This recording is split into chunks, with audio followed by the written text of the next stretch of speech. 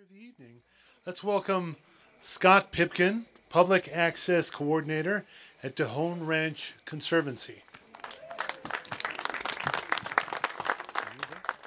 All right, thanks for sticking around, everybody. Like Joe said, my name is Scott. Like my shirt says, I work for Tejon Ranch Conservancy, and it's really an honor to be here today.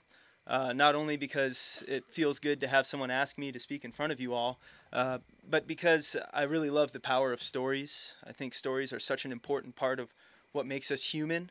The ability to exchange a story across geographies, to exchange stories through time, to learn through stories. I think it's an important part of why humans are who we are. And I especially love the diverse breadth of stories, anywhere from the creation stories or how things came to be stories that we've heard with coyote and other animals before there were humans, to the stories of Ananse the Spider-Man going up to the sky god and asking him for the world's stories. And there are also those stories that give us lessons, right? Like the story of the two travelers that reach an unhospitable town and are able to recreate community by making soup from a stone. Or the stories of Nasrudin, the wise man trickster of the Silk Road. One in particular has Nasrudin in his retreat, high mountain retreat. And being a wise man, there are pilgrims that come and visit Nasrudin from far and wide. One pilgrim in particular had endured a long, hard journey, making prostrations the entire way, kneeling down, moving knees to hands, standing back up, kneeling down, moving knees to hands, standing back up, over the highest mountains and down into the hottest valleys, hundreds, thousands of miles, to speak with Nasrudin, this wise man. And finally, when this pilgrim reached Nasrudin's mountain retreat, the pilgrim again prostrated themselves before this wise, holy person and said, "Oh, Nasrudin, I have endured hardship to come here to ask you a question." And Nasrudin, as the pilgrim looked up, realized was sitting on a pile of banana peels. But the pilgrim didn't question that because this was Nasrudin. And Nasrudin said, "Please share your question." And the pilgrim says, "Nasrudin, I want to know how to gain wisdom." And Nasrudin says, "Yes. To gain wisdom, you must have good judgment." And the pilgrim says, "Well, I don't understand, Nasrudin. How do I gain good judgment?" "Ah, yes. To gain good judgment, you must have experience." "Well, I'm sorry, Nasrudin. Maybe I'm being dense. Maybe I've traveled too far. But how do I gain experience?" And Nasrudin says, "Bad judgment." And there's, besides being a punchline, I think there's an important story there that carries into my own story. And unfortunately, my story doesn't have quite as neat an ending or a punchline as those other stories. It's a story of geography, and it's a story of change. And I think an important thing to remember in this story is that change isn't necessarily good, nor is change bad. Change just is. Change is constant, and we have to accept that. And so, in this story, I don't really know the beginning of the story. I'm not qualified to tell that. Maybe there's somebody else among us who can. But the beginning of the story, I'll just start 20 million years ago, the Miocene epoch. And in this place, about 20 million years ago, these mountains were here. The Tehachapis were here. The Sierra Nevada was here. It was a time of great change. You have the Pacific plate and the North American plate colliding. Subduction is happening. The angle of the subduction is changing, which creates more volcanic activity under the earth. You also have a lot more water. There are shallow seas surrounding these mountain ranges. The whole Central Valley was a shallow sea. There's a shallow sea in the Cuyama Valley, effectively creating islands out of these mountains. Extremely different. The plants were different. There weren't as many oaks. There were Don sequoias here, ginkgo trees, avocado trees. But of course things change, so we fast forward quite a bit to about 10,000 years ago.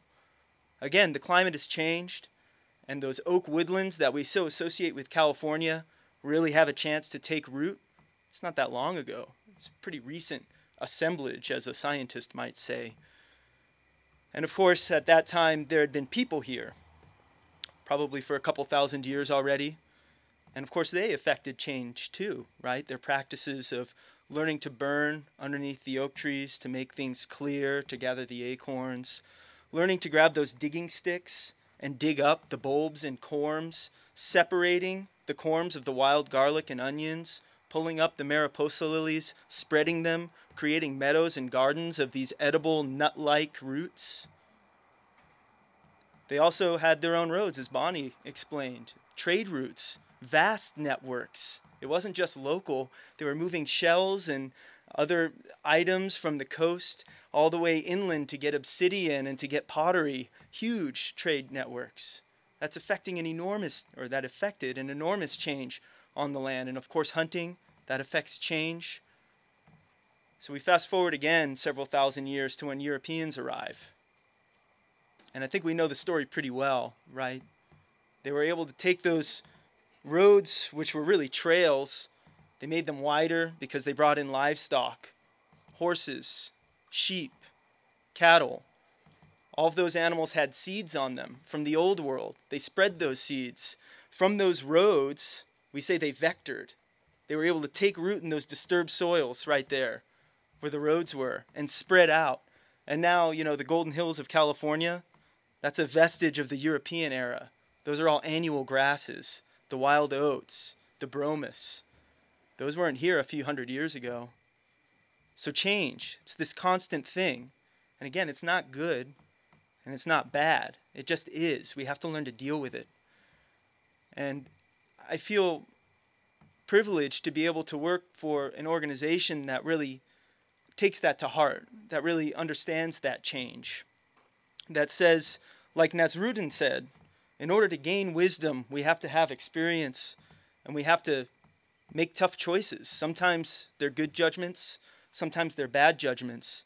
And I'm really proud to work for an organization that has a planning process where every 5 years we have to return to our plan and say, what were our good judgments? What were our bad judgments? How do we fix things? How do we manage this place to protect, enhance, and restore the native biodiversity and ecosystem values of the Tejon Ranch and Tehachapi Mountains for the benefit of future generations? So this is a task that we have to understand. We can't just throw our hands in the air and say, hey, we want this to be like it was the day before Columbus arrived in the New World.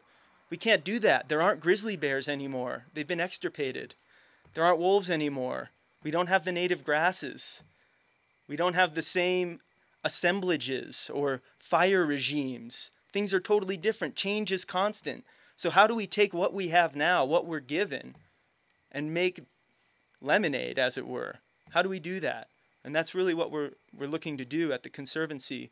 And I'm really proud to be the public access coordinator, to be a person that's working to bring people out, particularly our volunteers. We have some here this evening, people who have been part of our California Naturalist class, a course that is designed to help teach people about the natural history of California, how to interpret it, how to do conservation science, and help us with our pronghorn antelope surveys. We have a small herd of pronghorn on the ranch. Their numbers are declining. Why is that? We don't know. Is it because of feral dogs? Is it because they're being hunted illegally? Is it because there's not enough water? We don't know. So we're trying to figure that out. And we're using volunteers to do so.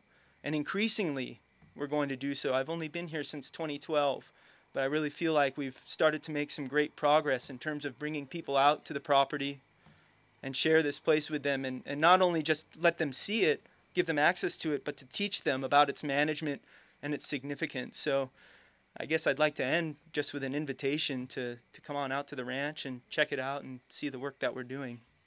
Thank you very much.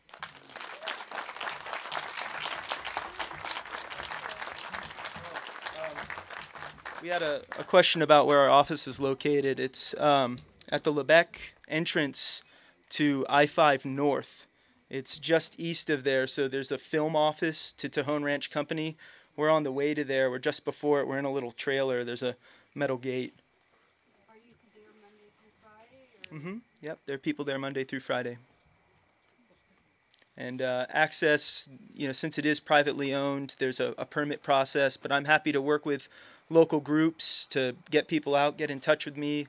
We'll get access. I'll give you a tour. I'll show you some of what we're doing. I'll show you the work that we have researchers out there doing, people from Berkeley, UCSB, University of Minnesota, all over the country, helping us learn how to manage this place and write that plan every 5 years and try to gain the wisdom to have, good management practices on the property.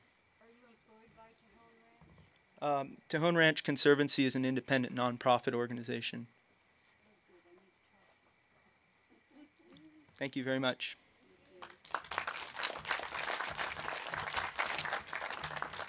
Thank you, Scott, very, very much. I appreciate you taking the time to come out here.